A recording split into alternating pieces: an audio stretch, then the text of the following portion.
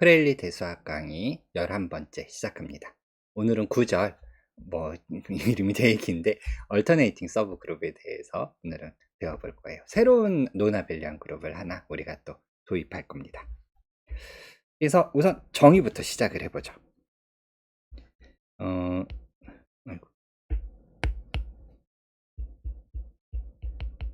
이게 이제 우리 목표입니다. AN이라고 하는 그룹을 하나 정의할 거예요. 일단 집합으로서는 어떤 집합으로 정의가 되냐면 퍼뮤테이션, 시메트릭 그룹 중에서 1부터 n까지 해서 1부터 n까지로 가는 바이젝티브 맵들 모아놓은 거라 그랬죠. 이 중에서 이른바 얘가 이분 퍼뮤테이션이라고 부르는 것들만 모아놓겠습니다. 이분 퍼뮤테이션이 무슨 말인지는 이제 앞으로 정의를 하겠습니다. 그러면은 재미나게도 이 AN은 서브 그룹이 됩니다. 새로운 그룹이 하나 만들어져요. SN이고요. 몇 가지 이제 조건들이 있습니다. 그럼 그룹이 하나 만들어졌으니까 얘 오더가 어떻게 되는지 궁금하죠? 얘는 정확하게 절반입니다. SN의 오더가 n 팩토리알 만큼 있다 그랬잖아요. 그럼 원소의 개수가 2분의 n 팩토리알 만큼 있고요. 그리고 얘는 그러면 원소의 개수에 있으면 그다음 아벨리안이냐 노나벨리냐 이런 게 궁금하잖아요. 노나벨리안이 됩니다. 우리가 노나벨리안 그룹을 새롭게 하나 더 만들어낸 거예요. 우리가 지난 강의에서 SN이라는 노나벨리안 그룹 하나 도입을 했고, 그 다음에 S3가 정삼각형의 시메트릭 그룹이라는 사실로부터 일반적인 정N각형의 시메트릭 그룹 DN을 도입을 했어요. SN 있고 DN 있고, 이번에는 SN의 서브 그룹으로서 얼터네이팅 그룹이라고 부르는 AN이라는 그룹을 하나 또 만들어낼 겁니다.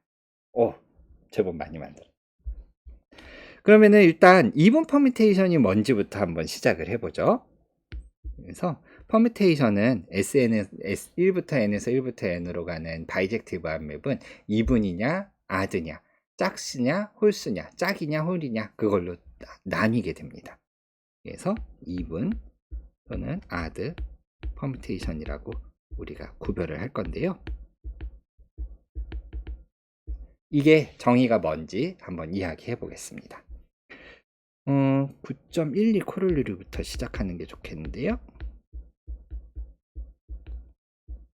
이른바 모든 퍼뮤테이션은 어디에 있는 퍼뮤테이션이냐면 SN 안에 들어있는 겁니다. 그리고 n이 1이면은 재미가 없어서 2 이상일 때만 1일 때도 억지로 이게 성립하도록 문장을 만들어낼 수는 있지만 굳이 그럴 필요까지 없죠. S1은 재미없었으니까. 그래서 SNN에 있는 임의의 퍼뮤테이션은 항상 어떻게 되냐면은 무언가들을 연산해서 합성해서, 여기서 프로덕트라는 건 연산했다는 뜻이죠. 그러니까 우리는 연산 합성이니까 합성해서 만들어지는데요. 무엇들을 합성해서 만들어지냐면 이른바 트랜스포지션이라는 것을 합성해서 만들어낼 수 있습니다. 트랜스포지션은 엄밀한 정의는 뒤에서 되게 복잡하게 이야기하겠지만 렌스가 2인 사이클로 되게 복잡하죠. 트랜스포지션은 쉽게 생각하면 그거예요. 모든 거 다 놔두고 딱 두 개만 서로 자리 바꿈하는 퍼뮤테이션을 말합니다. 딱 두 개만 자리 바꿈하는. 그러니까 다른 거 다 그대로 두고 딱 두 개만 서로 자리 바꿈하는. 그러면 임의의 퍼뮤테이션이 트랜스포지션의 프로덕트라는 얘기는 무슨 뜻이냐면 우리가 1부터 n까지를 막 섞었어요. 그게 퍼뮤테이션이죠. 막 섞었는데 그 섞는 과정 한 번에 확 섞었어요. 섞는 과정은 어떤 단계로 쪼갤 수 있다는 얘기냐면 두 개씩 자리 바꿈하면서 섞는 거예요. 두 개씩 자리 바꾸면서 계속 섞으면 우리가 처음 섞어 놓았던 그 모양을 언제나 만들어낼 수 있다는 겁니다. 아니면 반대로 생각하면은 막 섞여 있는 거를, 그러니까 1부터 n까지를 시그마를 이용해서 막 섞어 놓죠. 시그마 1부터 해갖고 시그마 n으로 막 섞여 있어요. 그럼 반대로 생각하면 이 섞여 있는 녀석을 우리가 정렬을 하고 싶어요. 1부터 n으로 순서대로 다시 되돌려 놓고 싶습니다. 그럼 어떻게 하면 된다는 얘기냐? 트랜스포지션 두 개씩 자리 바꿈하는 걸 계속 반복하면은 처음 1부터 n으로 차근차근 만들 수 있다는 것하고 또 이게 동치가 됩니다.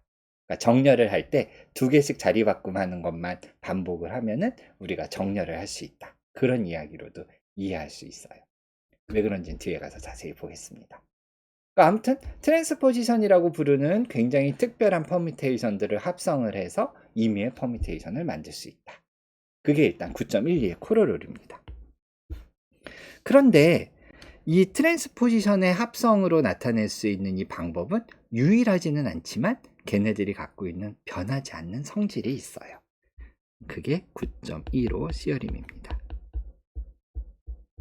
굉장히 중요한 명제입니다. 뭐냐?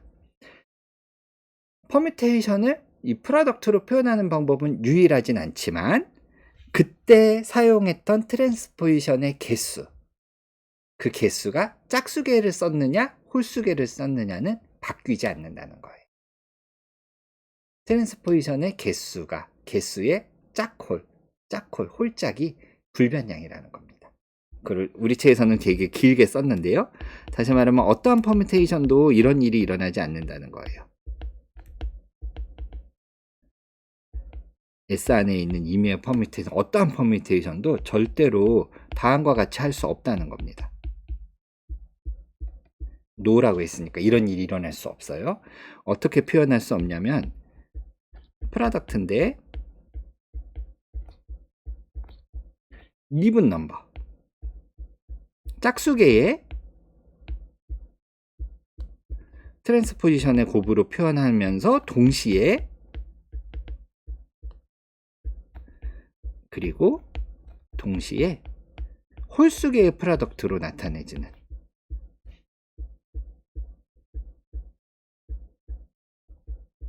이런 일은 절대로 일어날 수 없다는 거예요. 그러니까 트랜스포지션들의 곱으로 표현하는 방법은 유일하지 않습니다. 그거는 우리가 예를 얼마든지 만들 수 있어요. 같은 퍼뮤테이션이라 하더라도 누구는 뭐 ABC라는 트랜스포지션으로 표현을 했다면 또 다른 사람은 EFGH 뭐 이런 식으로 다른 트랜스포지션들의 곱으로 표현하게 하는 방법은 여러 가지가 있어요. 하지만 그때 사용했던 트랜스포지션의 개수가 짝수개냐 홀수개는 절대로 변하지 않는다는 겁니다. 그러니까 주어진 퍼뮤테이션을 여기 30명의 사람들이 트랜스포지션들의 곱으로 표현을 했어요. 서로 다 표현하는 방법은 다를 수 있어요. 30개의 서로 다른 방법이 존재할 수 있는데 각각이 사용한 트랜스포지션의 개수가 짝수개를 사용했느냐 홀수개를 사용했느냐는 전부 다 똑같다는 겁니다.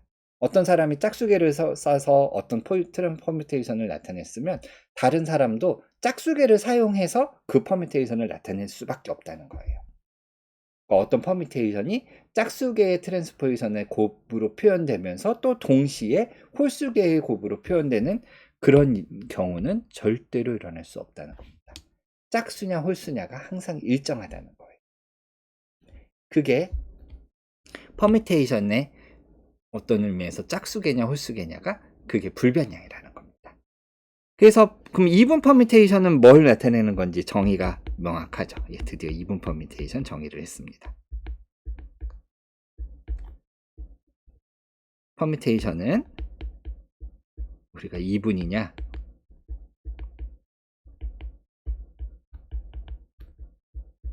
또는 아드냐 이렇게 우리가 이름을 붙일 수 있죠. 언제 그렇게 붙이면 되겠어요? 네, 그 퍼뮤테이션을 짝수개의 트랜스포지션을 곱으로 표현할 수 있으면 이분 퍼뮤테이션, 홀수개의 트랜스포지션들의 곱으로 표현하는 경우, 할 수 있는 경우라면 아드 퍼뮤테이션. 뭐 뒤에다 이름을 길게 주저리 붙이시면 됩니다. 변하지 않으니까 잘 정의된 이름이 되는 거죠. 이분이면서 아드일 수가 없습니다. 그러니까 우리가 SN을 딱 절반으로 나눈 거예요. 절반으로 딱 나눠서 겹치지 않아요. 9.15에 의해서 이분 퍼뮤테이션들과 아드 퍼뮤테이션들로 딱 쪼갤 수 있습니다.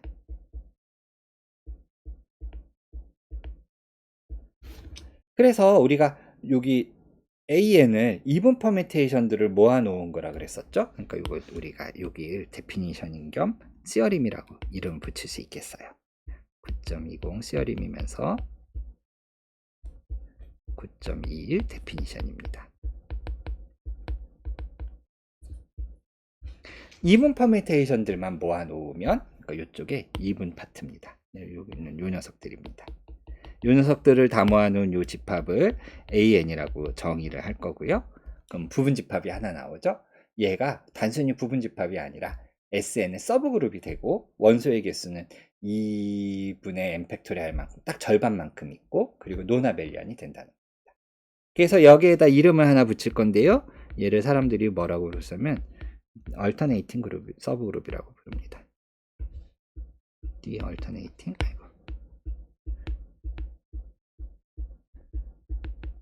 서브그룹 오브 SM. 그리고 기호로는 alternating에 요 A를 써서 A라고 이름을 붙이겠습니다. 그래서 alternating 서브그룹이라고 부르는 새로운 논아벨리안 서브그룹을 우리가 하나 만들어낸 거예요. 재미난 그룹을 하나 만들어냈습니다. 물론 우리가 얘가 정말로 이제 9.20 시어림이니까 서브그룹이 되는지 우리가 체크를 해야 되는데 근데 체크하기는 어렵지 않습니다. 예를 들어서 일단 연산에 대해 닫혀 있는지 체크해야 되죠. 연산에 대해 닫혀 있느냐? 근데 닫혀 있습니다. 왜 닫혀 있죠? 이분 퍼뮤테이션과 이분 퍼뮤테이션을 곱하면 생각해 보세요. 증명을 이제 한번 해보죠. 간단하게 여기서 하겠습니다. 자, 요거를 좀 밑으로 이렇게 쪼개놓고 뭐 몇 줄 안 걸려요. 연산에 대해 닫혀 있느냐? 네, 닫혀 있습니다. 이분 퍼뮤테이션이랑 이분 퍼뮤테이션을 연산한 게 2분이 되느냐? 뭐 요게 이제 궁금한 거잖아요. 그러니까 왼쪽에서 이게 짝수계를 썼어요. 짝수계 트랜스포지션을 곱으로 표현됐어요. 그럼 또 오른쪽도 짝수계의 곱으로 표현됐어요. 그럼 두 개를 합성하면은 짝수계가 필요하죠? 예. 그러니까 합성한 것도 짝수계 트랜스포지션의 곱으로 표현할 수 있으니까 이분 퍼뮤테이션이 됩니다. 그 다음에 아이덴티티. 그럼 아이덴티티를 포함하고 있느냐? 그게 이제 중요한 거죠. 아이덴티티가 있느냐가 아니라 원래 SN의 아이덴티티를 이 AN이 포함하고 있느냐 그 질문인데요. 근데 아이덴티티를 그러면은 짝수계의 트랜스포지션의 곱으로 표현할 수 있느냐 이제 그 질문이잖아요. 네, 이거 당연히 됩니다. 뭐 어떻게 하면 될까요? 뭐 1하고 2만 자리 바꿈하는 트랜스포지션하고 1하고 2만 자리 바꿈하는 트랜스포지션 나머지는 그대로 두고 1하고 2만 자리 바꿈하는 트랜스포지션 두 개를 합성하면은 1하고 2를 자리 바꿈하다가 또 1하고 2를 또 자리 바꿈하니까 원래대로 돌아오죠. 아이덴티티가 됩니다. 트랜스포지션 두 개를 이용해서 짝수계를 이용해서 아이덴티티를 표현을 했어요. 오케이. 그러니까 여기에서부터도 여러분들이 그 트랜스포지션을 곱으로 표현하는 게 유일하지 않다는 걸 알 수 있을 텐데 예를 들어서 뭐 1하고 2가 아니라 뭐 n이 좀 큰 수였으면 3하고 4를 자리 바꿈할 수도 있겠죠. 그러니까 3하고 4를 자리 바꿈하는 트랜스포지션을 두 번 합성하면 3하고 4를 자리 바꿨다가 또 3하고 4를 또 자리 바꿈하니까 원래대로 되돌아오죠. 아이덴티티가 됩니다. 그러니까 유일하진 않지만 짝수계가 필요하다는 건 항상 일정해야 돼요. 9.18, 9.15 시어림에 의해서요. 그 다음에 인버스가 있느냐? 각각의 원소마다. 네, 이 부분은 이제 여러분들한테 엑서사이즈로 남길 건데요. 예를 들어서 시그마를 트랜스포지션 짝수계로 표현할 수 있다고 해봐요. 그럼 여러분들이 체크해 보시기 바랍니다. 우리가 뭐를 알고 있어요? 얘의 인버스는 각각의 인버스를 합성한 건데 연산한 건데 뒤집어서 합성하면 되죠. 여기까지는 오케이. 이건 우리가 이미 알고 있는 거고요.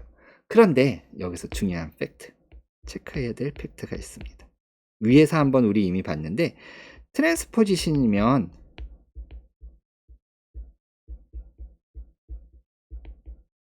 그러면 어떤 일이 벌어져요? 두 번 합성하면 아이덴티티가 됩니다. 너무 당연해요. 아까 트랜스포지션 1, 2 같은 트랜스포지션을 생각해봐. 1, 2만 자리 바꿈하고 나머지는 그대로 두는. 그러면 1, 2를 자리 바꿈했는데 그걸 한번 또 하면 원래대로 돌아오죠. 그럼 여기서부터 알 수 있는 게 뭐예요? 트랜스포지션은 자기 자신이 자기 자신의 역함수입니다. 역원이에요. 따라서 타우 i의 인버스도 다 트랜스포지션들이고 그러므로 시그마 인버스도 짝수계의 트랜스포지션들의 곱으로 표현할 수 있게 되는 겁니다. 이 빨간색 파트만 체크할 수 있으면 거기에서부터 얘도 2분이라는 게 저절로 나옵니다. 그래서 우리가 어렵지 않게 증명을 할 수 있어요. 그래서 2분 퍼뮤테이션들을 모아놓으면 재미난 서브그룹이 되고 원소의 개수는 딱 절반이다. 그겁니다. 그럼 물론 이제 어떤 어떤 퍼뮤테이션이 2분인지 아닌지 이제 따지기가 그리 이제 쉽지는 않은데요. 뭐 어쩔 수 없죠. 다 따져봐야 됩니다.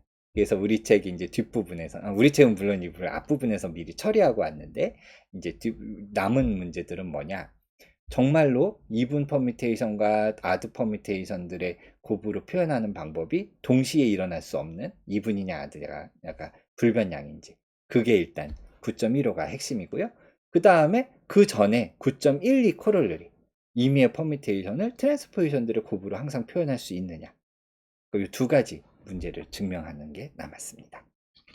근데 이 중에서도 9.15는 뭐 의외로 간단하게 증명할 수 있고요. 선형대수학을 이용하면 좀 간단하고, 선형대수학 이용하지 않으면 우리 책에 증명이 나와 있는데 되게 복잡합니다. 그래서 선형대수학 이용하는 증명을 보여드릴 거고요. 그래서 9.15까지도 상대적으로 간단해요. 그러니까 남은 건 9.12가 사실 굉장히 어려운 증명 중에 하나입니다. 생각해보면 되게 단순한데 이렇게 두 개씩 자리 바꿈 계속하면 원하는 만큼 다 바꿀 수 있을 거 아니에요? 생각해보면 당연한데 그걸 엄밀하게 증명하려면 좀 해야 될 이야기들이 좀 많습니다.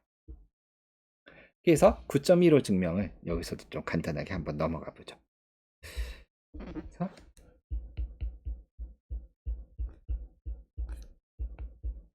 시어림 9.15 2분이냐 아드냐, 그거는 항상 일정하다, 그겁니다. 아이디어는 선형대수학에서 오는데요. 이 아이디어는 기억해 두시면 되게 좋습니다. 어떤 게 2분인지 아든지를 생각하는데 선형대수학의 행렬식 디터미넌트를 이용을 할 거예요. 그래서 SN의 원소를 하나 가져오겠습니다. 우선 디터미넌트를 할 거라서 IN이라고 하는 정사각 행렬, 우리 단위 행렬이라고 부르는, 나머지는 다 0인 대각선만 1인 이런 n 곱하기 n 행렬을 가져오겠습니다. 그러면은 우리 여기 컬럼들이 여러 개가 있는데요. 첫 번째 컬럼은 10000으로 이루어져 있고 C1이라고 이름을 붙일까요? 두 번째 컬럼은 어떻게 생겼습니까? 01, 0000 이렇게 생긴 게 있죠. 이렇게 해갖고 컬럼이 전체 n개가 있어요. 00001로 끝나는. 자, 여기서 새로운 매트릭스 하나를 시그마를 이용해서 만들 건데요. 뭐 시그마 IN이라고 할까요? 예, 우리 책에서 뭐 C라고 썼던 것 같은데, 예, 얘를 어떻게 정의할 거냐면 컬럼들을 자리 바꿈할 겁니다. 요 시그마를 이용해서. 시그마는 1부터 n까지를 자리 바꿈해주는 맵이잖아요. 그러니까 CI를 다른 데로 번호가 붙어 있잖아요. 1, 2 해갖고 n 이렇게 붙어 있으니까 이게 막 뒤섞여 있으면 그에 따라서 CI들을 옮기는 거예요. 그거를 좀 수학적으로 엄밀하게 쓰면 이렇게 쓰면 될 겁니다. 시그마 1, C 시그마 2, C 시그마 n. 어때요? 시그마 1에 해당하는 뭐 시그마 1이 예를 들어 3이었으면 C3를 제일 앞에다 갖다 놓으란 얘기예요. 시그마 2가 예를 들어 뭐 5였으면 C5를 두 번째 컬럼에 갖다 넣으란 얘기입니다. 그러니까 컬럼 n개를 서로 막 자리 바꾸면서 섞는 거죠. 퍼뮤트해서 새로운 행렬을 하나 만들겠습니다. 그러면 우리가 뭐를 체크할 수 있느냐? 이 새롭게 주어지는 이 행렬식은 정확하게 뭐랑 일치하냐면 마이너스 1의 m, 1이냐 마이너스 1이냐에 의해서 결정이 되는데요. 여기서 이 m은 뭐냐면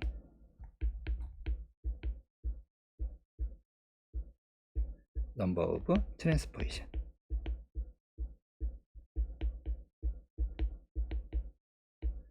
어떤 트랜스포지션이냐면은 우리가 각각의 시그마들이 있으면, 퍼뮤테이션이 있으면 그 퍼뮤테이션들을 트랜스포지션들의 곱으로 표현할 수 있다. 그게 코롤러리 앞에서 9.12의 내용이었잖아요.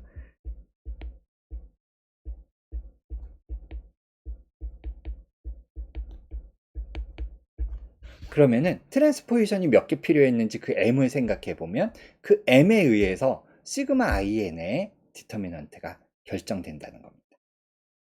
왜 그런지는 다음과 같이 보시면 되는데요. 예를 들어서 시그마가 타우1, 타우 m 이런 식으로 여러 개의 퍼뮤테이션에 의해서 결정이 된다고 해보세요. 그럼 시그마 i에는 어떻게 결정이 되냐면 타우1부터 타우 m에다가 i를 집어넣어서 차근차근히 변형시키면 나오겠죠. 그러니까 정확하게 이렇게 계속 합성하고 시그마를 타우를 이용해서 i엔드를 계속 바꿔나가면, 그러니까 컬럼들을 두 개를 자리 바꾸고 또 자리 바꿔서 그렇게 만들면은 우리가 시그마 in이 만들어질 거예요. 여기까지는 어렵지 않죠? 그런데 여러분들이 체크해 볼 수 있어요. 트랜스포지션 한 번만 사용을 하면 그게 뭐 A건 뭐건 상관없습니다. 어떠한 행렬이건 간에 정사각 행렬이 하나 있어요. 트랜스포지션 한 번 사용하면은 디터미넌트가 어떻게 바뀌느냐? 원래 디터미넌트의 부호가 바뀐 거. 그러니까 마이너스 1을 곱한 것만큼 딱 부호만 바뀝니다. 이거는 선형대수학에서 나오는 팩트예요. 뭐 체크라고 할 게 없이 이건 팩트입니다. 디터미넌트의 성질 중에 하나예요. 이른바 디터미넌트는 얼터네이팅하다 뭐 이런 성질이 있어서 디터미넌트 선형대수학에서 중요하게 배우는 성질 중에 하나입니다. 컬럼 두 개를 자리 바꾸면 행렬식은 부호만 바뀌어요. 자, 몇 번 바꿨습니까? 전체 n번 바꿨어요. 행렬을 n번 바꿨어요. 컬럼을 n번 바꿨어요. 두 개씩 자리 바꾸면 하는 걸 n번 반복했습니다. 그러니까 어떻게 됩니까?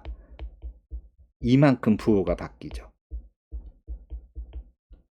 근데 우리가 정사각 행렬은 아이덴티티 매트릭스는 디터미넌트가 1이잖아요. 어때요? 요 녀석은 항상 일정합니다. 시그마가 하나 정해지면 얘는 고정돼요. 근데 그 시그마를 요 타우들의 트랜스포지션들의 곱으로 표현하는 방법은 여러 가지가 있을 수 있다 그랬어요. 여러 가지 방법이 있을 수 있다 그랬죠. 하지만 얘도 항상 일정해야 되죠. 왜 그래요? 얘가 하나 고정되어 있으니까. 시그마 i에는 하나로 딱 타우 i에 의존하지 않고 딱 하나로 딱 정해져 있어요. 그러니까 저 시그마 in이 플러스 1이냐 마이너스 1이냐는 항상 고정되어 있는 값입니다. 그러니까 저 m이 어떻게 돼야겠어요? m이 만약에 어떤 짝수가 있었으면 다른 식의 표현도 여전히 짝수여야 되죠. 이 값은 항상 일정해야 되니까요. 변하지 않아야 되니까요. 오로지 시그마에만 의존해서 변하는 값이니까 시그마가 정해지면 저 디터미넌트 마이너스 m승에 플러스 1이냐 마이너스 1이냐는 결정이 돼야 되고, 따라서 저 m이 짝수냐 홀수냐가 유일하게 결정돼야 됩니다. 한 번은 홀수계, 한 번은 짝수계면 저 마이너스 1의 m이 한 번은 마이너스 1, 한 번은 플러스 1인데 하나의 행렬이 행렬식이 마이너스 1이면서 또 플러스 1일 수는 없잖아요. 그래서 우리가 짝수계로 표현할 수 있느냐 홀수계로 표현할 수 있느냐는 항상 일정하게 정해집니다. 그래서 시어링 9.15도 우리가 증명할 수 있었어요. 오케이, 얘도 증명했고요. 따라서 얘를 정의할 수 있었고, 그리고 그에 따라서 AN이 서브그룹이 된다는 것도 증명했습니다. 남은 거는 이겁니다. 정말로 트랜스포지션들의 곱으로 표현할 수 있느냐. 근데 트랜스포지션의 곱으로 표현할 수 있느냐 얘기하려면 조금 이제 어려운 개념들을 조금 도입을 해야 됩니다. 그래서 두 번째 토픽, 오빗이라는 개념이 필요해요. 여기까지만 오면 이제 거의 다 끝났습니다. 그래서 오빗이라는 건 뭐냐면, 예를 하나 들어볼게요. 엄밀하게 정의하려면 이거 되게 복잡한데요. 예를 가지고 계산하는 건 되게 쉽습니다. 우리 책에 나오는 예인데요. 원소 8개짜리 S8에 들어있는 4, 5, 6, 7, 8 퍼뮤테이션 하나 가져오겠습니다. 3, 8, 6, 7, 4, 1, 5, 2 이렇게 생긴 S8에 들어있는 퍼뮤테이션을 하나 들어오겠습니다. 그러면은 이 퍼뮤테이션의 오빗이라는 건 뭐냐면 원소 하나 가지고 계속 추적해 가는 거예요. 어떻게 추적하냐? 여기 1이 있습니다. 1부터 뭐부터 시작해도 상관없는데 1부터 시작을 해보죠. 시그마를 계속 취하는 거예요. 시그마 취하면 1은 어디로 간다고 했습니까? 3으로 갑니다. 그렇죠? 그러면 또 시그마를 또 취해요. 3은 어디로 갑니까? 네, 여기 있습니다. 6으로 갑니다. 그 다음에 여기다 시그마를 또 취해요. 6에다가 시그마를 또 취하면 6은 1로 되돌아오네요. 그러니까 136이 시그마를 취하면 빙글빙글빙글 돕니다. 궤도를 이루면서. 오빗이란 말이 그런 뜻이 있죠. 그럼 136 하나 끝났어요? 그러면은 안 한 거 2 있네요. 2 가지고 또 한번 해봅시다. 2를 가지고 시그마를 취해봐요. 그럼 어디로 가요? 2는 8로 갑니다. 2는 8로 갑니다. 여기 8로 가요. 그러니까 8. 그 다음에 8에다 시그마 취하면 다시 2로 돌아오네요. 되돌아옵니다. 빙글빙글 돌아요. 얘네들은 왜 빙글빙글 돌아야 되지? 돌아야 되는 이유가 있어요? 그건 뭐 나중에 보도록 하고요. 2는 8로 갔다 8은 2하고 8이 또 서로 계속 자리를 돕니다. 시그마를 계속 취하면. 그럼 뭐 안 했나요? 1, 2, 3, 4 해볼까요?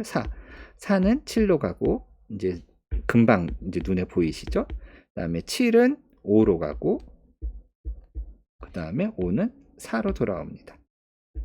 4, 7, 5가 또 한 사이클을 이뤄요. 빙글빙글 돕니다. 그럼 1 다 했나요? 봅시다. 1, 2, 3, 4, 5, 6, 7, 8 8개 다 했어요. 그래서 여기에서 나오는 요 1, 3 서로 빙글빙글 도는 요 녀석들 2, 8 그리고 4 이왕이면 순서대로 쓰는 게 좋겠죠. 4, 5, 7보다는 순서가 4, 7, 5 순서니까 뭐 근데 상관은 없습니다. 상관은 없는데 그냥 보기 좋게 그래서 요 세 개의 부분 집합이 만들어집니다. 얘네들을 오빗이라고 부를 거예요. 이 시그마라고 부르는 이 퍼미테이션의 어떤 퍼미테이션은 오빗이라고 우리가 부를 겁니다. 그러니까 오빗을 실제로 계산하는 건 정말로 찾는 건 시그마가 주어지면 어렵지 않아요. 하나하나씩 추적해 가시면 됩니다. 이렇게 1, 2, 3 뭐 이렇게 하나하나 1부터 해가지고 추적하고 그 다음에 없는 것도 추적하고 뭐 원소의 개수가 좀 많아지면 귀찮겠지만 뭐 적어도 이런 건 컴퓨터도 할 수 있는 계산이죠. 뭐 프로그램을 짤 수 있을 겁니다. 근데 문제는 이걸 이제 엄밀하게 일반적인 시그마에 대해서 엄밀하게 정의하는 거고 그리고 정의했을 때 어떤 성질들이 있는지 그거를 이제 찾는 게 어렵겠죠. 근데 힌트는 여기에 다 들어있어요. 얘를 가지고선 우리가 정의를 할 겁니다. 한번 정의를 해보죠. 이게 너무 너저분하게 크니까 옆으로 조금 옮겨놓고 오른쪽 위에다가 정의를 한번 써보겠습니다. 칸이 좀 많이 필요할 수 있으니까 이렇게 모아놓을게요. 자, 한번 보세요. 요거를 그대로 수학자들이 어떻게 일반화하는지. 다음과 같이 할 겁니다. 시그마가 하나 주어져 있습니다.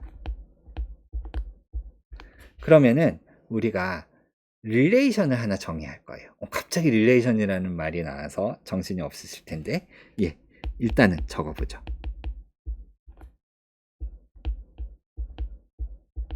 릴레이션이라는 건 뭐냐면 뭐 집합론적으로는 엄청 복잡하겠지만 엄청까지는 아니에요.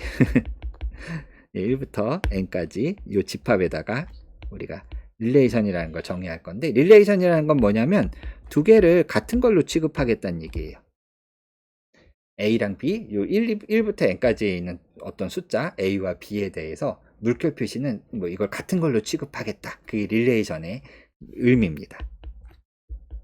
언제 두 개를 같은 걸로 취급할 거냐면 요렇게 같은 사이클 안에 들어있으면 같은 사이클 안에 들어있다는 게 무슨 뜻이에요? 시그마를 취해서 얘를 만들 수 있으면 그쵸? 시그마를 취해서 얘를 만들 수 있으면 2랑 8을 같은 걸로 볼 거예요. 1하고 3도 같은 걸로 볼 겁니다. 1하고 3도 시그마를 취해서 같은 대로 뭐 1하고 6도 마찬가지예요. 이렇게 건너가면 되니까 두 번 취하면 되죠. 그러니까 언제 그렇게 할 거냐면 만약에 B가 A에다가 시그마를 적당하게 취해서 얻을 수 있으면 A에다가 시그마를 여러 번 잘 취해서 A에다가 시그마를 취해서 B를 얻어낼 수 있으면 A랑 B를 같은 걸로 물결 표시라고 표현하겠습니다. 그런데 이 릴레이션이 우리 관심 있는 경우는 언제냐면은 다음과 같은 경우인데 때마침 이게 그렇게 돼요. 시그마가 이른바 이퀴벌런스 릴레이션입니다.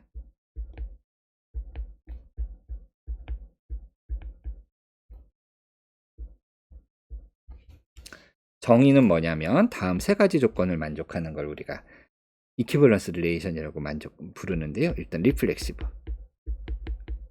무슨 말이냐면 A랑 A는 서로 이퀴벌런트 해야 됩니다.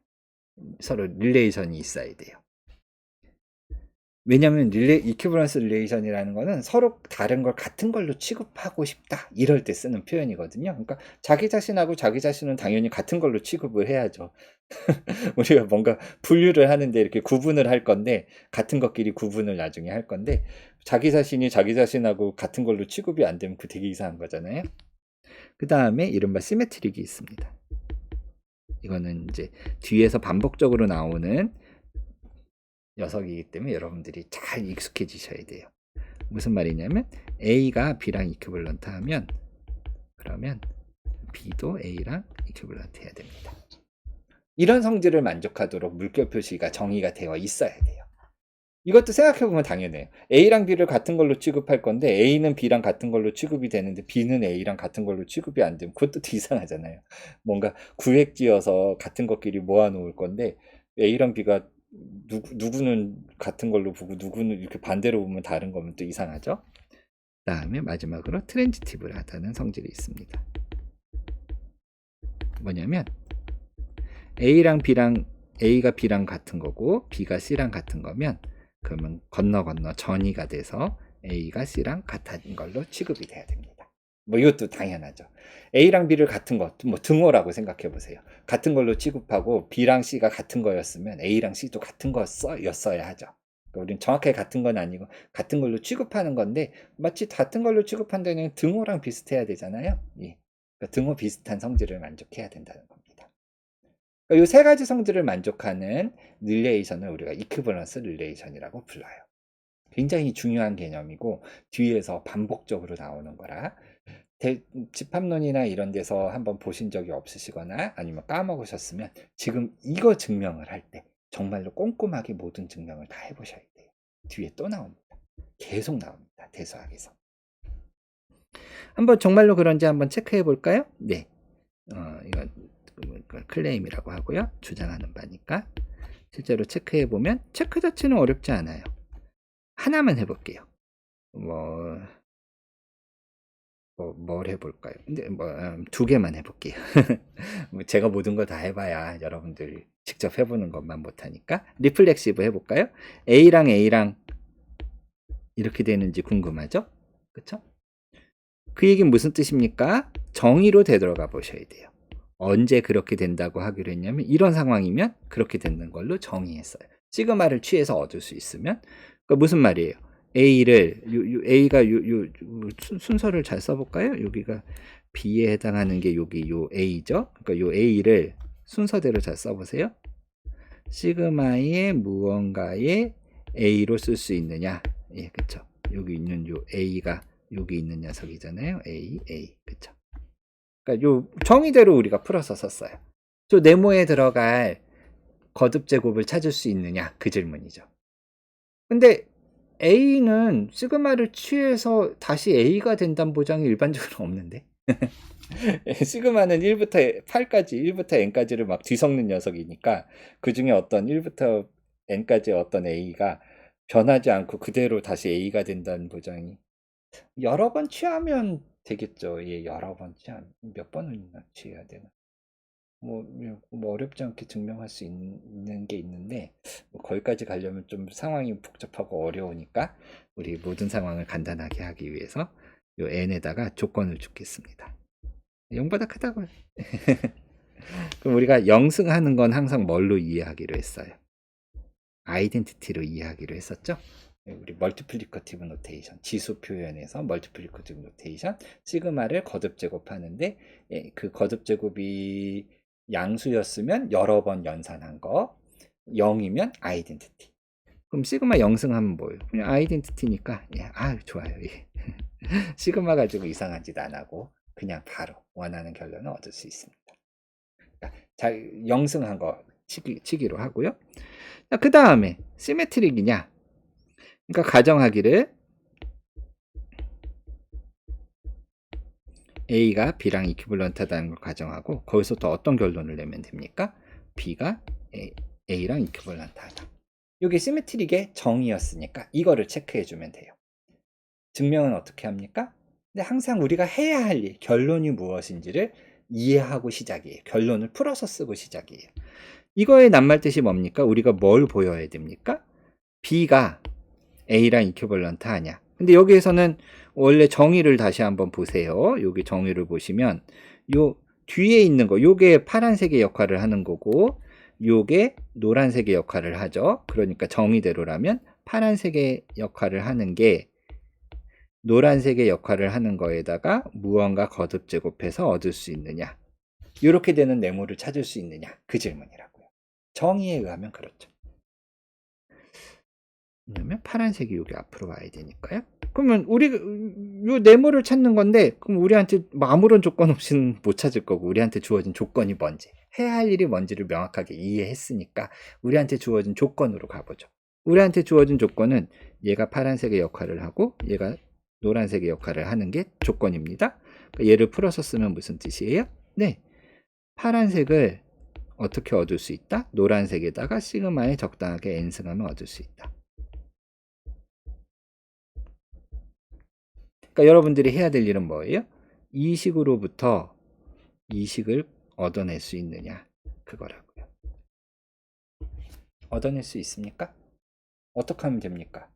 A만 남겨놓고 다 넘기면 되는 거잖아요. 그러니까 시그마 n승을 왼쪽으로 넘겨주면 되죠. 마치 시그마 n승이 뭔가 곱해져 있는 것처럼 A에 그러면은 뭐 잘 모르는 중고등학생들이라면 2항이네 2항이면 역수요 해갖고 시그마 n승분의 1이요 역수니까 곱해져. 근데 이렇게 하면 안 되죠. 네. 뭐 사실 이거랑 똑같이 해도 되는데 뭐 의미는 다르죠. 왜 그래요? 시그마는 여기서 A에 곱해져 있는 게 아니라 함수라고요. 함수를 여러 번 합성한 거를. 그럼 함수 합성되어 있는 거 합성되어 있는 거를 없애려면 어떻게 해야 됩니까? 역함수를 계산해 주면 되는 거죠. 그러니까 우리 시그마는 역원을 계산해 주면 돼요. 그러니까 어떻게 됩니까? 이 부분은 괜히 좋았네. 그러니까 차근차근 해보면 여기에서 시그마의 n에 마이너스 1승으로 합성해 주면 그러면은 시그마 n의 역함수죠.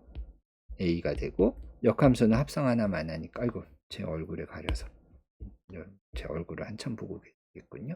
네, 이렇게 됩니다. 근데 여기에서 네, 요거 역함수니까 합성 하나만 a가 나오죠. 그러니까 a는 시그마의 n의 마이너스 1승에 그러니까 다시 말하면 시그마 n의 역함수에다 b를 넣은 거예요. 근데 우리가 원하는 건 시그마의 무언가 이런 꼴을 원하는데 우리가 멀티플리케이티브 노테이션 알고 계시죠? 시그마의 마이너스 n이 그럼 잠깐만 n은 양수였는데 역함수 그러니까 시메트릭을 만족하려면 음수 거듭 제곱을 허용을 해야겠네요. 네, 그럼 뭐 여기를 바꾸면 되죠. 모든 정수 음수 거듭 제곱까지 다 허용을 합시다. 그러면 여기 요 네모칸을 우리가 찾을 수 있어요. 네모칸이 뭐가 됩니까? 마이너스 n이면 된다고요. 그럼 됐나요? 네, 증명이 끝났습니다. 자, 여러분들이 그래서 저 n에 대해서 모든 정수에 대해서 그러니까 마이너스 1승, 마이너스 2승 마이너스 1승이 뭐예요? 거꾸로 가는 거죠? 이렇게 하면 거꾸로 가는 거잖아요. 그러니까 뭐 시그마로 가나 시그마의 역함수 거꾸로 가서 만들어지나 아무튼 그렇게 해서 만들 수 있는 것들 서로 연결되는 것들은 같은 걸로 취급하겠다. 이게 이 릴레이션의 핵심입니다. 잘 기억해 두세요. 그리고 사실 그렇게 했어야만 해요. 왜냐면 리플렉시브, 시메트릭 이 두 조건을 만족하려면 0 거듭제곱 그리고 음수 거듭제곱을 다 허용했어야만 했습니다. 그러니까 어쩔 수 없이 거꾸로 가는 것도 다 같은 걸로 취급해 줬어야 돼요. 그럼 여러분들이 트랜지티브 한번 증명해 보세요. 엑서사이즈입니다.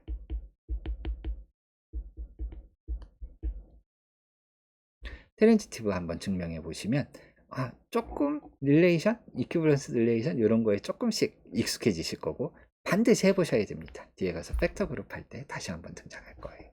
계속 등장할 겁니다. 대수학하면서 대수학 시간에 집합론에서 배웠던 이론을 쓰는 게 크게 두 가지가 있어요. 뭐 복잡한 거 안 씁니다. 집합론에서 배운 것 중에 하나가 이 이퀴벌런스 릴레이션.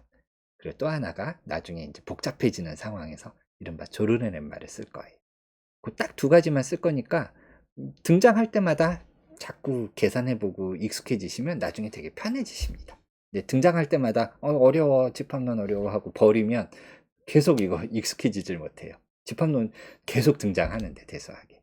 그러니까 지금이 연습해볼 좋은 시기입니다. 리플렉시브, 시메트릭, 트랜지티브 세 가지를 체크해보세요. 그래서 이퀴벌런스 릴레이션이라는 것을 우리가 알았습니다. 근데 집합론에서 얻어지는 아주 또 중요한 팩트가 하나 있죠. 이퀴벌런스 릴레이션이 어떤 집합 위에 있다고 해봐요. 이것도 외우고 계셔야 됩니다.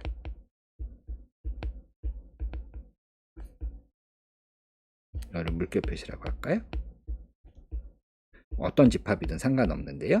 어떤 집합 S에 이퀴벌런스 릴레이션이 주어져 있다는 뭐 S라고 쓰면 좀 그렇고 우리 뭐 A라고 하겠습니다. 어떤 집합에 이퀴벌런스 릴레이션이 있다는 것과 뭐가 동치냐면은 이른바 파티션이 있다는 게 동치입니다.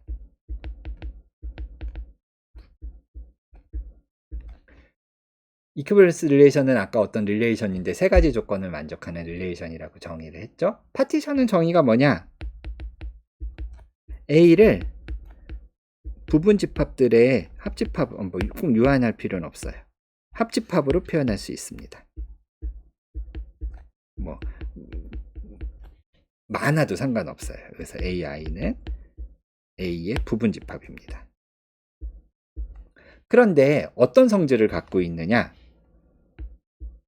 이 AI와 AJ들끼리는 서로 만나지 않아요.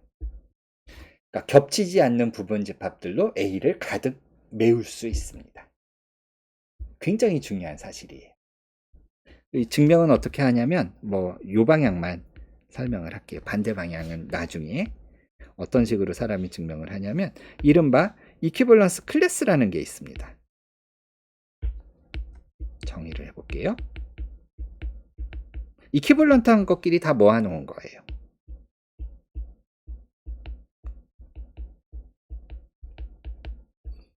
이름은 containing A를 포함하는 이퀴벌런스 클래스 이런 식으로 표현을 하는데요.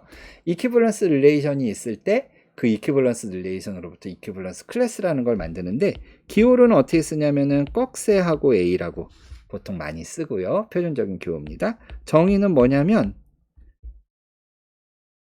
원래 주어진 집합에 있는 원소들 중에서 A랑 이퀴벌런트한 것들 다 모아놓은 거예요. 아까 이퀴벌런스 릴레이션이라는 걸 왜 생각한다 그랬어요? 서로 그냥 같은 거, 동치 관계라고 부르죠. 같은 걸로 취급할 거거든요. 그러니까 같은 걸로 취급당하는 것들끼리 다 모아놓은 거예요. 그거를 이퀴벌런스 클래스인데 A를 포함한 이 집합 안에는 A가 들어있습니다. 왜 그래요? 이른바 리플렉시브. A랑 A는 서로 여기 앞에 있죠? 예, 리플렉시브. A랑 A는 서로 이퀴벌런트 합니다.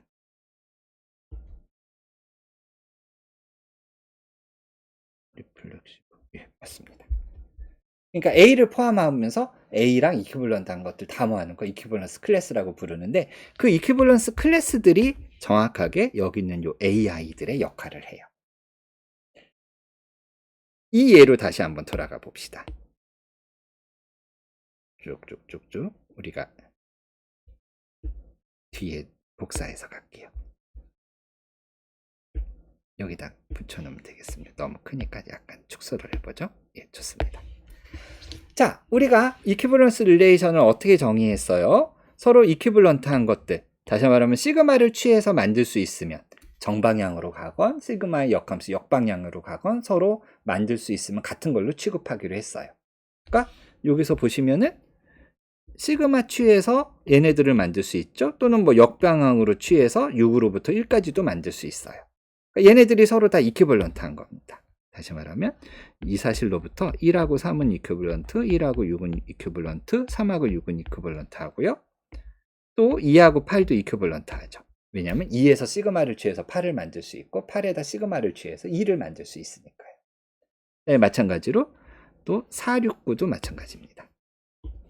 아니죠. 475도 마찬가지입니다. 여기 보시면은 4에다 4하고 7도 이큐블런트 하고요. 7하고 5도 이큐블런트 하고 마찬가지로 4하고 5도 이큐블런트 합니다. 그러니까 이큐블런트 한 거 릴레이션 생각해 보면 얘네들끼리 이렇게 이큐블런트해요. 1하고 2는 이큐블런트 하지 않죠. 1에다 시그마를 아무리 취해봤자 2를 못 만들잖아요. 그러니까 1하고 2는 이큐블런트 하지 않아요. 뭐 이런 식으로. 그래서 이큐블런트 한덕끼리만 모아봐요. 1하고 3, 3하고 6, 1하고 6은 서로 이큐블런트 하죠. 그러니까 얘네들이 1의 오빗입니다. 1의 이큐블런스 클래스예요. 얘는 2의 이큐블런스 클래스고 얘는 4의 이큐블런스 클래스. 물론 뭐 얘를 3의 이큐블런스 클래스라고 해도 좋고 6의 이큐블런스 클래스라고 해도 좋습니다. 왜냐? 1하고 3은 6하고 이큐블런트 하니까요. 그렇죠? 또는 뭐 얘를 8하고 이렇게 써도 돼요. 그러니까 뭐 이큐블런스 클래스를 뭐를 포함하는 이큐블런스 클래스 할 때 그 A를 뭘로 표현할지는 유일하진 않아요. 이 얘기는 또 나중에 뒤에 가서 또 나올 겁니다. 이렇게 생각해도 좋고요. 어쨌든 간에 우리가 이큐블런스 클래스를 생각할 수 있습니다.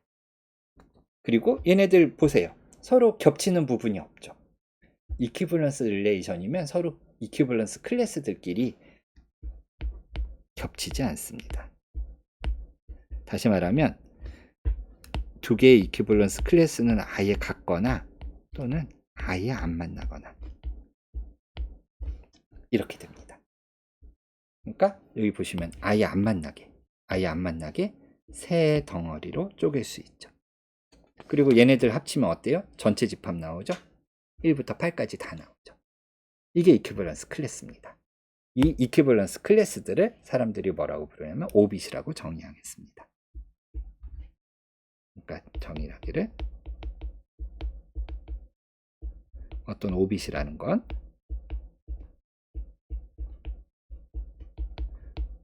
이큐블런스 클래스입니다.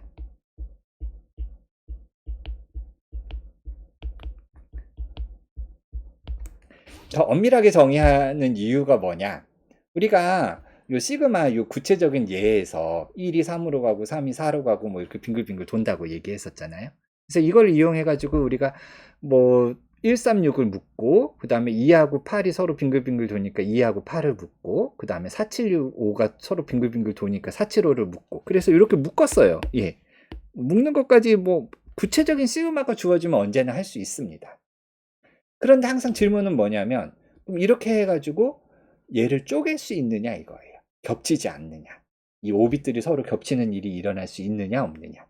그리고 오빗들을 다 모아놓으면 걔네들이 전체 1부터 8까지를 다 덮느냐. 그러니까 얘네들을 합집합해서 전체를 다 만들어내느냐. 그러니까 좀 더 멋진 말로 오빗들이 파티션을 주느냐 이거예요. 1부터 8까지. 뭐 여기서는 구체적인 예에 대해서는 파티션 주는 거 맞아요. 요 안에 다 들어있잖아요. 1, 2, 3, 4, 5, 6, 7, 8. 1부터 8까지가 이 안에 다 들어있어요. 그리고 얘네들은 겹치지 않아요. 구체적으로 계산해 보면 아는데 이거를 일반적인 시그마, SN에 들어있는 일반적인 퍼뮤테이션에 대해서도 항상 오빗이라는 걸 정리할 수 있고 걔네들이 겹치지 않고 전체를 덮는지, 다시 말하면 오빗들이라는 것이 파티션을 주는지 그걸 어떻게 증명할 거냐 이거. 항상 우리는 어떤 녀석을 가지고선 파티션이라는 걸 만들고 싶을 때가 많아요.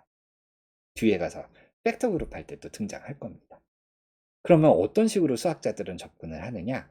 우리가 만들고 싶은 그 부분 집합들, 걔네들이 이큐블런스 클래스가 되도록 이큐블런스 릴레이션을 정의하는 거예요. 그게 수학자들이 파티션을 만드는 방법입니다. 파티션을 유도할 때 항상 이큐블런스 릴레이션을 만들어서 파티션을 만들어내요. 뭐 지금 반복적으로 얘기해봐야 또 헷갈리십니다. 나중에 팩터 그룹 할 때 똑같은 얘기 한번 또 할 거예요. 그때 얘기 듣고선 다시 여기로 돌아와 보세요. 그때는 무슨 이야기를 할 거냐면 거꾸로는 어떻게 할지에 대해서 이야기를 할 겁니다. 그때 들은 이야기를 바탕으로 다시 이 강의로 돌아오셔서 그럼 파티션으로부터 이퀴밸런스 릴레이션 만든 거. 우리가 요 오빗을 먼저 처음에 생각하는 게 자연스러웠잖아요. 그럼 거기에서부터 이퀴밸런스 릴레이션을 만든 게 제가 다음번에 설명할 거랑 잘 어우러지는지 한번 꼭 비교해 보시기 바랍니다. 그래서 우리가 오빗이라는 걸 정의했어요. 뭐 정의는 복잡했지만 수학적으로 엄밀하게 하기 위해서 그건 간단하죠. 그런데 이 오빗이 있으면 오빗으로부터 사이클이라는 걸 정의할 수 있습니다. 거의 다 왔어요. 이번 강의는 좀 긴데 끊을 수가 없어서 길게 가겠습니다. 9.6 정의인데요. 드디어 이제 9.6으로 왔습니다. 어떤 퍼뮤테이션을 우리가 사이클이라고 부를 때가 있어요. 이미 우리 사이클이라는 말 앞에서 많이 썼죠. 빙글빙글 돈다. 보시면은 136이 빙글빙글 돌고 28이 빙글빙글 돌고 475가 빙글빙글 돌잖아요. 근데 그거를 엄밀하게 어떻게 설명을 할 거냐? 다음과 같이 씁니다. 일단 적어놓고 생각을 해보죠. 얘의 오빗이 있는데 긴 오빗이 하나밖에 없다는 거예요. 기껏해야. 긴 오빗이. 엔모스트 원 오빗. 이게 긴 오빗이 기껏해야 하나밖에 없다. 그럼 긴 오빗이라는 건 뭐냐?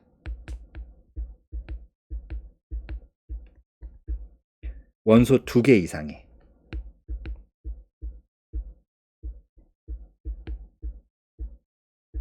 이거를 우리가 이해하기 쉬운 말로 말하면 2개 이상의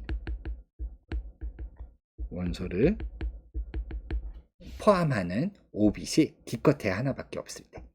예를 들어서 여기 13, 요 시그마, 요 이그젠플에 얘는 사이클이 아니죠. 왜냐면 오빗이 3개가 있는데, 그쵸? 3개의 오빗이 있는데, 얘는 원소 3개짜리, 원소 2개짜리, 원소 3개짜리. 그러니까 원소 2개 이상의 원소를 갖는 오빗이 3개나 있어요, 얘는. 그러니까 얘는 사이클이 아니에요. 예를 들어서, 다음과 같은 걸 생각해 보죠. 아까 136이 오빗이었으니까 우리도 그렇게 한번 만들어 볼까요? 1은 3으로 가고 3은 6으로 가고 6은 1로 가고 그리고서 나머지는 다 고정시켜 볼게요. 뭐 이런 타우를 한번 생각을 해보죠. 뭐 타우 1이라고 나중에 필요하니까 한번 써볼게요. 그럼 얘는 오빗이 뭐가 있는지 한번 다 계산해보죠. 1은 3으로 가고 3은 6으로 가고 6은 1로 가니까 이게 오빗 하나입니다. 원래 정의대로는 뭐 이퀴밸런스 릴레이션 정의하고 이퀴밸런스 클래스하고 그래야 되는데 사실 그건 전부 다 우리가 여기서부터 온 개념이니까 이렇게 계산하면 빨라요. 그 다음에 2 해봅시다. 2는 2로 가요. 하나밖에 없어요. 그 다음에 3은 했죠. 4는 4로 가요. 5는 5로 가요. 그 다음에 6은 했고 7은 7로 가고 8은 8로 가요. 어때요? 오빗이 여러 개가 있어요. 몇 개 있습니까? 하나, 둘, 셋, 넷, 다섯, 여섯. 오빗이 6개나 있어요. 그런데 원소 2개 이상의 원소를 갖는 오빗은 뭐밖에 없어요? 요거 딱 하나밖에 없어요. 나머지는 원소 다 1개짜리예요. 이건 3개짜리고. 어때요? 2개 이상의 원소를 갖고 있는 오빗이 기껏해야 1개. 어때요? 타워는 사이클입니다. 그러니까 오빗을 계산할 때 어떻게 해요? 원소 하나 가지고 계속 이렇게 추적해 가잖아요. 취하고 추적해 가서 사이클 하나 딱 만들고 나머진 다 고정되어 있는 거. 나머진 다 고정되는 거. 움직이지 않고. 2는 2로 가고 4는 4로 가고 5는 5로 가처럼. 그러니까 하나의 사이클만 만들어지고 나머진 다 그대로인 거. 그거를 우리가 사이클이라고 부르겠습니다. 그러니까 예를 들어서 얘네들도 사이클이에요. 아까 2, 8이 있었죠? 그러니까 1, 2, 3, 4, 5, 6, 7, 8에서 2는 8로 8은 2로 가고 나머지는 다 고정시켜 봐요. 그럼 얘가 사이클이라는 거 이제 눈에 쉽게 보이시죠? 2, 8만 사이클 하나, 자기 자신 아닌 사이클 하나 만들고 나머지는 다 그대로인 녀석들이에요. 타우3도 있습니다. 아까 뭐였었죠? 4, 7, 5가 있었어요. 그러니까 1, 2, 3, 4, 5, 6, 7, 8이 있으면 4는 7로 가고 7은 5로 가고 5는 4로 가고 그리고 나머지는 다 그대로. 그럼 얘도 사이클입니다. 오빗, 원소 2개 이상의 오빗이 4, 7로 딱 하나 있고 나머지는 다 원소 1개짜리 오빗들로 이루어져 있어요. 이런 거 사이클이라고 부릅니다. 근데 사이클을 그러면 기호를 좀 쉽게 쓰는 방법이 있는데요. 어떻게 쓰면 좋겠냐면 어차피 나머진 다 고정이잖아요. 1은 3으로 가고 3은 6으로 가고 그다음에 나머진 고정이죠. 그러니까 이런 기호를 쓰겠습니다. 이거 사이클 로테이션이라고 불러요. 이건 2는 8로 가고 8은 2로 가고 그다음에 나머진 다 고정이죠. 그다음에 얘는 4는 7로 가고 7은 5로 가고 그다음에 나머진 고정입니다. 앞으로 이런 기호를 쓰겠습니다. 그러면 우리가 뭐를 증명할 수 있느냐? 첫 번째, 두 가지 명제를 증명할 수 있는데요. 거의 다 왔습니다. 모든 퍼뮤테이션은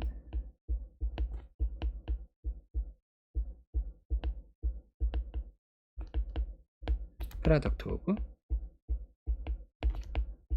서로 다른 겹치지 않는 사이클입니다. 모든 퍼뮤테이션은 디스조인트 사이클들의 곱 합성으로 표현할 수 있습니다. 예를 들면 뭐 증명은 어렵지 않은데요. 예를 들면 여기 있는 이겁니다. 우리 이 시그마를 타우1, 타우2, 타우3 이 세 개의 합성으로 나타낼 수 있어요. 왜냐하면 어차피 시그마는 오빗 안에서만 서로 자리 바꿈을 하잖아요. 그렇죠? 오빗이라는 게 자리 바꿈하는 것들 모아놓은 거잖아요. 그러니까 자리 바꿈하는 것들끼리 그 안에서만 자리를 서로 바꾸니까 시그마에 의해서 자리가 바뀌니까 그 자리 바꿈하는 그 한 덩어리를 퍼뮤테이션으로 나타내는 게 사이클이에요. 그러니까 걔네들을 합성하면은 원래 게 나오는 게 당연하죠. 136은 요 안에서 자리 바꿈 할 거고 2랑 8은 요 안에서 자리 바꿈 할 거고 그 다음에 475는 요 안에서 자리 바꿈 할 거니까 걔네들 합성하면 136, 28, 475를 동시에 다 자리 바꿈한 게 되겠죠. 그러니까 굉장히 자연스러운 명제입니다. 실제 증명은 굉장히 어려워요. 좀 테크닉을 써야 되는데 그거는 이제 좀 이따 보고 그러면 여기에서 우리가 정의를 할 수 있습니다. 뭐를 정의할 수 있어요? 트랜스포지션을 정의할 수 있어요. 트랜스포지션은 뭐냐? 사이클인데 길이가 2인 얘는 길이가 2인 사이클이죠. 얘는 길이가 3인 사이클, 길이가 3인 사이클. 우리가 길이라는 걸 어떻게 정의해야 될지 뻔히 보이잖아요. 그러니까 길이가 2인 사이클이라는 건 뭐예요? 나머진 다 그대로 두고 원소 두 개만 자리 바꿈하면 길이가 2인 사이클이 만들어지겠죠. 그게 우리가 처음 생각했던 트랜스포지션, 포지션을 트랜스 서로 자리 바꾸면다는 거죠. 그러면은 이제 증명이 끝났습니다. 우리가 원래 이게 이제 목표였었잖아요. 뭐였습니까? 퍼뮤테이션은 어떤 퍼뮤테이션이건 S 안에 있는 거는 항상 프로덕트 오브 트랜스포지션.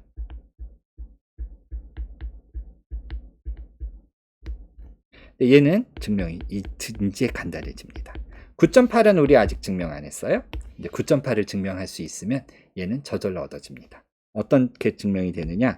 9.8에 의해서 사이클들의 곱으로 표현할 수 있었어요. 정확하게 디스조인트 사이클. 근데 각각의 사이클이 주어져 있으면 사이클들을 트랜스포지션의 곱으로 표현할 수 있습니다.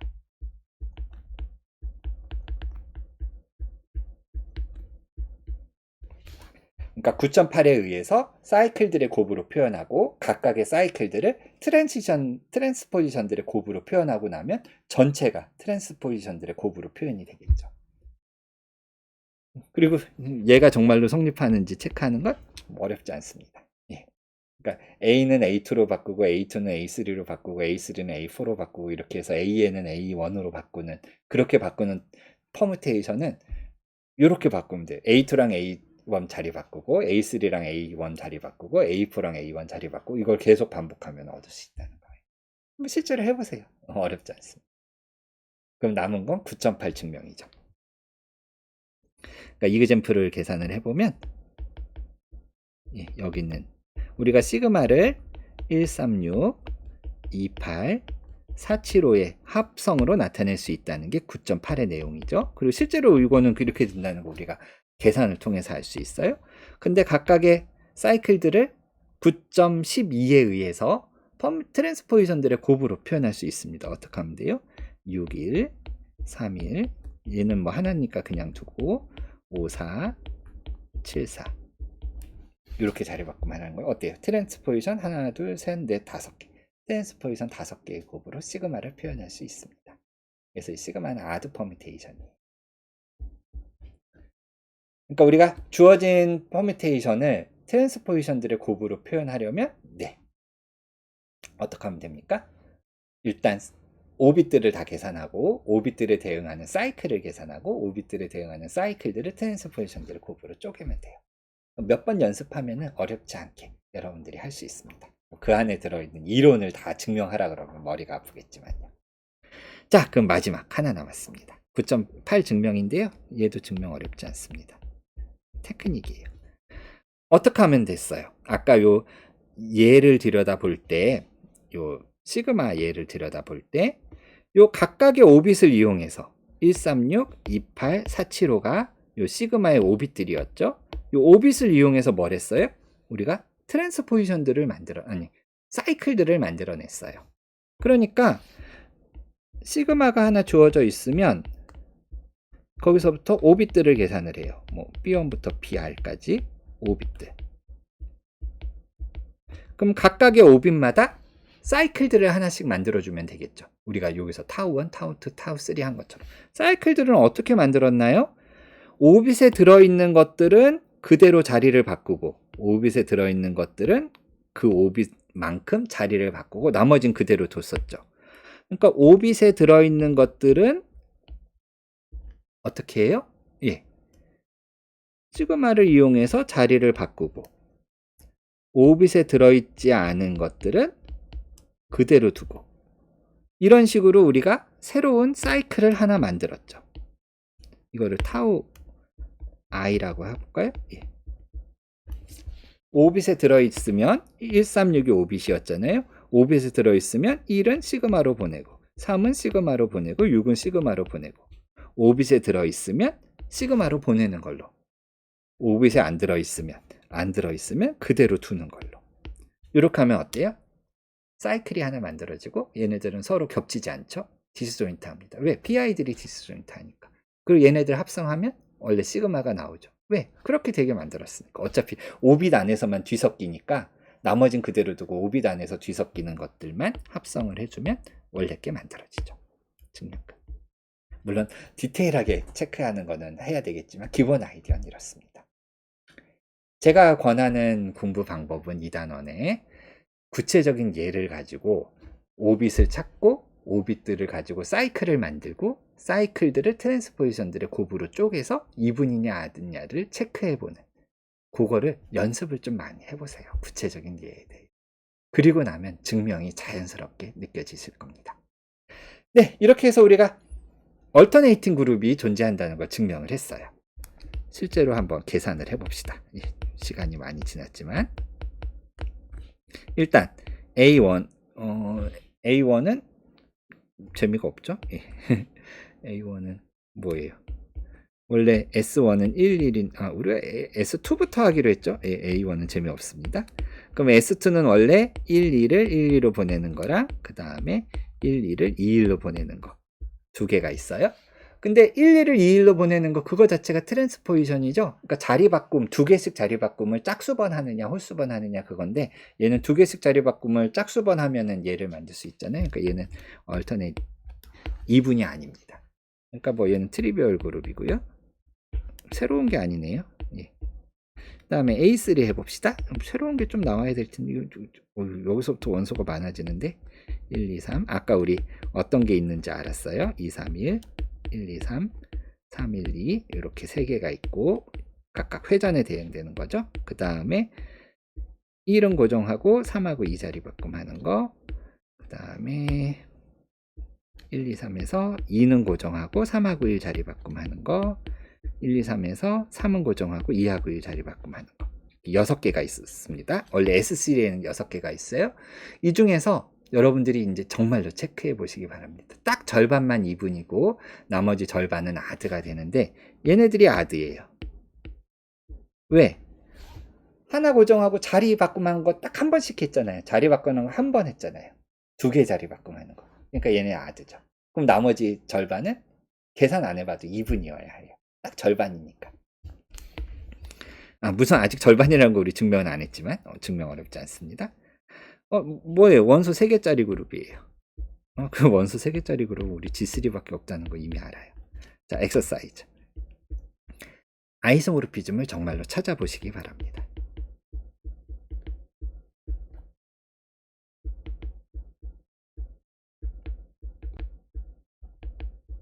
찾기 또는 뭐 만들기. 주어졌다고 생각하면 찾으시면 되고, 수학은 우리가 만드는 거라고 생각하시면 아이소모르피즘을 만들어 보시기 바랍니다. 새로운 게 아니에요. 아이고.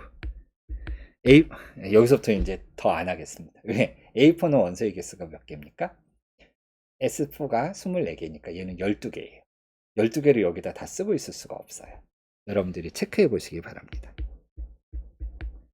여기까지는 실제로 손계산 해보세요. A4는 노나벨리안이에요. 일반적으로 A에는 노나벨리안이 나옵니다. 항상 그런 건 아니고 A2랑 A3는 아벨리안이 아니잖아요. 예. N이 4 이상이면. 그래서 노나벨리안이고 얘는 원소의 개수가 12개짜리니까 우리 하나 12개짜리 지난 강의로 돌아가 봅시다. 예, 여기 있어요. 예. 어디 있습니까? 12개 A4. 노나벨리안인 거 겨우 하나 추가했습니다. 지금 거의 1시간 넘게 강의해서 노나벨리안인 거 하나 추가했어요. A5는 원소의 개수가 5는 5팩토리얼이면 120 절반이니까 60. A5만 해도 60이니까 저만큼 한참 더 뒤로 가요. 자, 그러면 새로운 그룹이 또 생겼으니까 여러분들이 어떤 질문을 해야 됩니까? 오더는 이미 알아요. 12개. 그럼 서브 그룹이 뭐가 있는지 다 계산해 보는 거죠. 해볼 수 있으면 다 계산해 보세요. 그래서 엑서사이즈입니다. Find all subgroup. 물론 누군가가 다 해놨죠. 인터넷 뒤지면은 A4에 서브그룹 다 찾은 거 어딘가에 다 나와 있습니다.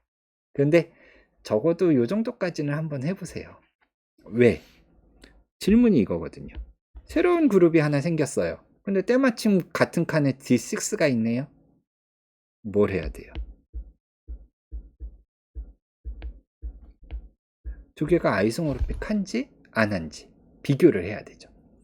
근데 항상 아이소모르피즘이 한지 안 한지 비교할 때 정말로 맵을 다 찾아보고 다 해보고 안 되죠. 원소가 12개짜리니까 12개짜리에서 12개짜리인데 아이덴티티는 아이덴티티로 가니까 11개로 보내야 되고 아이고 그렇게 다 계산해 보는 방식으로는 불가능하다고요. 그래서 우리가 요거 할 때 어떻게 했습니까? 당장 요거만 할 때만 해도 서브그룹들을 다 계산해 봤어요. G4의 서브그룹 계산해보고 클라인4 그룹의 서브그룹 계산해서 서브그룹 스트럭처가 다르네? 이른바 레티스 오브 서브그룹이 다르게 생겼네? 그러니까 아이소모르픽하지 않네? 이런 식으로 우리가 이론을 전개했거든요. 여기서도 비슷하게 해볼 수 있겠죠. D6의 서브그룹 다 계산해보고 A4의 서브그룹 다 계산해봐서 서로 아이소모르픽한지 안 한지를 확인해 볼 수 있을 겁니다. 물론 서브그룹 스트럭처가 똑같다고 해서 아이소모르픽한 건 아니에요. 그거는 조심하셔야 돼요. 하지만 혹시 다르면 아이소모르픽하지 않다는 이야기는 할 수 있겠죠. 아이소모르픽하면 서브그룹 스트럭처가 같아야 되니까요. 그거는 필요 충분 조건은 아니에요. 그러니까 그 방법이 한 가지 방법입니다. 물론 좀 더 쉽게 하는 방법이 하나 더 있기는 해요. 그 얘기는 다음 시간에. 그러니까 뭐 서브그룹을 다 안 찾아보셔도 사실 되는데 뭐 다음 시간까지 할 일 없으시면 한번 해보시기 바랍니다. 이렇게 해서 우리가 1시간 강의에서 새로운 그룹 하나 만들고 새로운 질문 하나 얻었습니다. 다음 시간에는 얘네들을 좀 더 비교하는 좀 더 멋진 방법들, 이제 단순한 방법, 서브그룹들을 다 찾고 해서 비교하고 이런 방법들이 이제 쉽지 않아지거든요. 좀 더 멋진 방법을 고안해 봐야 될 거고, 그러기 위해서는 그 다음 기본 5종 세트의 다음 버전 호모모르피즘으로 넘어가고 팩터 그룹으로 넘어가겠습니다. 그거를 하고 나면은 D6랑 A4가 아이소모르픽한지 안 한지에 대한 어떤 힌트, 답을 얻을 수 있을 것 같아요. 다음 시간에 좀 더 진행해 봅시다.